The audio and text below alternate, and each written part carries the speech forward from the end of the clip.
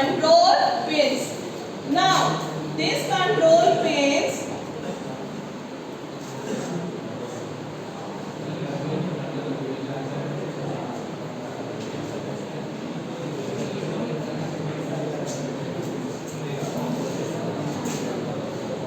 this is ARLD. ARLD means this is AR. AR stands for address register, and load pin, for load pin I am writing here LD. Likewise AR, what is this? INR means increment the AR. Again here C Clear AR. Sorry, ARCLR. AR means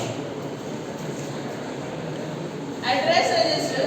Again DR, for DR what we are going to write? DR Load. LD, DR Increment. INR, and last one is Clear. DR clear. DR Clear. clear. Okay, clear. So you understand about what are the control pins where we have to give the input to the registers. Okay, where we have through this control pins only we can give input to the register. It's known as control pins. Now how these control pins are executed? Suppose what I said, suppose LD is equal to 1. Suppose LD is equal to 1. So what does it mean? If LD is equal to 1, Load equals to 1. Load is equal to 1. But what does it mean? Load the value to AR. Load the value to AR. So this one is known as control information. Understood? This one is known as control information. First of all, we have understood about control pins. Control pins means for input, for giving input to the registers, we require the control pins, and the control pins means the input which we are giving to the pins is known as what? Control information.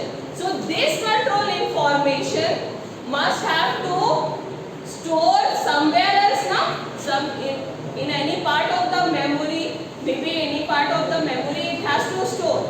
Okay, so here I have created one slot where if I say LD LD is equal to 1, so here I have to write 1, and for other pins it is 0.